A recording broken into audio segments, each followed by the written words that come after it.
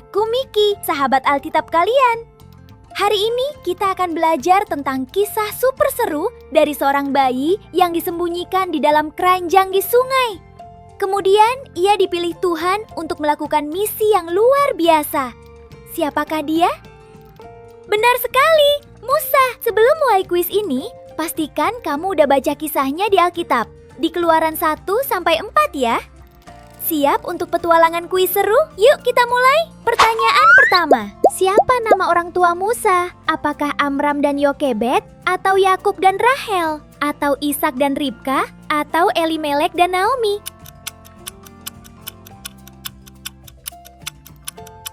Orang tua Musa adalah Amram dan Yokebed dari suku Lewi. Mereka adalah orang Israel yang tinggal di Mesir. Di sungai mana Yokebed menaruh keranjang berisi bayi Musa? Apakah sungai Tigris? Atau sungai Nil? Atau sungai Efrat? Atau sungai Yordan?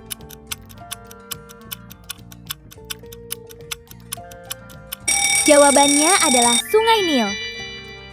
Saat itu, Raja Mesir yang disebut Firaun membuat perintah yang sangat jahat. Semua bayi laki-laki orang Israel harus dibuang ke sungai Nil, karena ia takut bangsa Israel menjadi sangat banyak dan kuat. Yokebed, ibu Musa, sangat menyayangi bayinya. Jadi ia menyembunyikan bayi Musa di dalam keranjang dan menaruhnya di tepi sungai Nil supaya Raja Mesir tidak menyakitinya. Yokebed sangat mengasihi Musa, sama seperti papa dan mama mengasihimu. Siapa yang menemukan bayi Musa di sungai Nil? Apakah seorang nelayan, atau seorang gembala, atau putri Firaun, atau seorang tentara Mesir?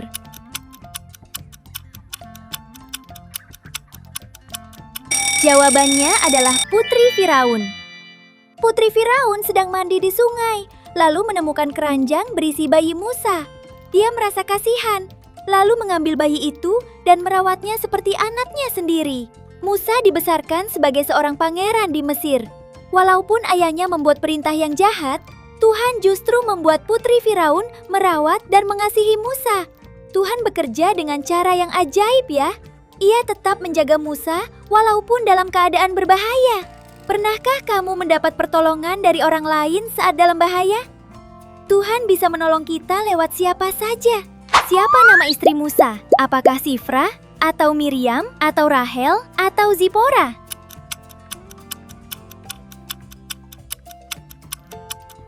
Musa menikah dengan Zipora dan punya 2 anak laki-laki. Di mana Tuhan pertama kali menampakkan diri pada Musa? Apakah sungai Yordan, atau gunung Horeb, atau istana Firaun, atau sungai Efrat?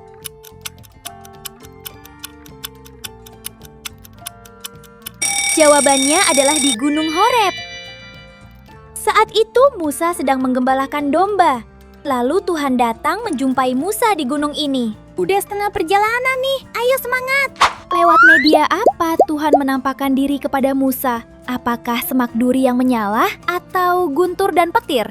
Atau rumput yang bergoyang? Atau keledai yang berbicara?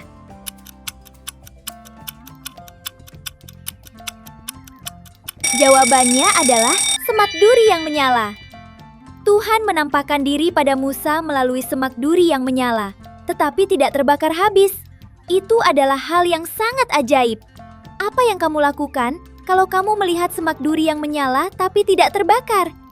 Apakah kamu akan lari menjauh atau mendekat?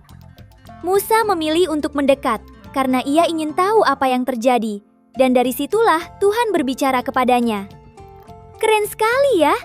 Tugas apa yang diberikan Tuhan kepada Musa? Apakah membangun mezbah di gunung? Atau memimpin bangsa Israel keluar dari Mesir? Atau membangun bait Allah? Atau melatih bangsa Israel berperang?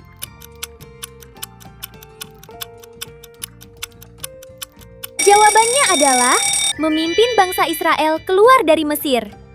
Saat itu, orang-orang Israel diperlakukan sangat buruk di Mesir. Mereka dipaksa untuk bekerja dengan sangat berat. Tuhan melihat kesusahan mereka dan mendengar tangisan mereka. Karena itu, Tuhan memanggil Musa untuk pergi kepada Firaun, memintanya membebaskan bangsa Israel dan memimpin bangsa itu keluar dari Mesir. Itu adalah tugas yang sangat besar dan sulit. Tapi, Tuhan juga berjanji akan selalu bersama dan menolong Musa. Apa alasan Musa menolak panggilan Tuhan pertama kali? Apakah terlalu tua? Atau tidak pandai bicara? Atau tidak suka kepada bangsa Israel? Atau tidak mau meninggalkan keluarganya?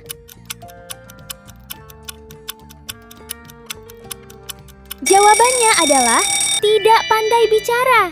Musa takut karena ia tidak pandai berbicara. Musa sering tergagap kalau bicara, seperti orang grogi. Ia merasa tidak bisa melakukan tugas itu. Teman-teman, kadang kita menghadapi tugas yang sulit dan membuat kita takut, seperti PR matematika yang susah banget, atau tugas presentasi di sekolah, atau mungkin ditunjuk jadi ketua kelas. Tapi seperti Tuhan menyertai dan menolong Musa, Tuhan juga menyertai dan menolongmu. Jadi, walaupun merasa takut, jangan menyerah ya. Siapa yang ditunjuk Tuhan menjadi juru bicara Musa? Apakah Yosua, atau Zipora, atau Yitro, atau Harun?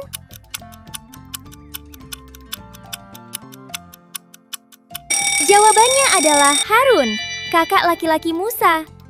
Juru bicara adalah orang yang membantu menyampaikan pesan kepada orang lain. Misalnya, saat kamu kerja kelompok di sekolah, lalu teman-temanmu memilih kamu untuk maju dan menyampaikan hasil diskusi ke guru. Pertanyaan terakhir, apa tanda pertama yang Tuhan berikan kepada Musa? Apakah tangannya menjadi kusta, atau air menjadi darah, atau tongkat menjadi ular, atau menurunkan hujan es?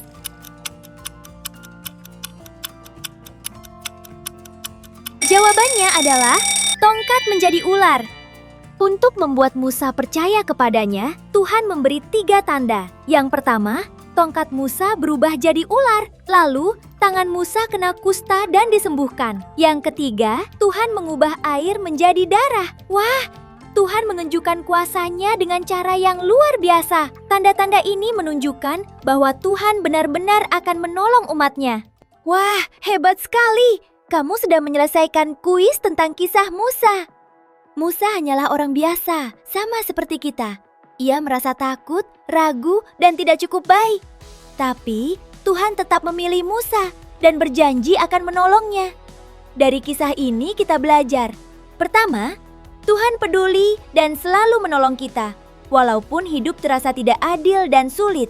Kedua, Tuhan bisa memakaimu untuk melakukan hal yang luar biasa, sama seperti Tuhan memakai Musa.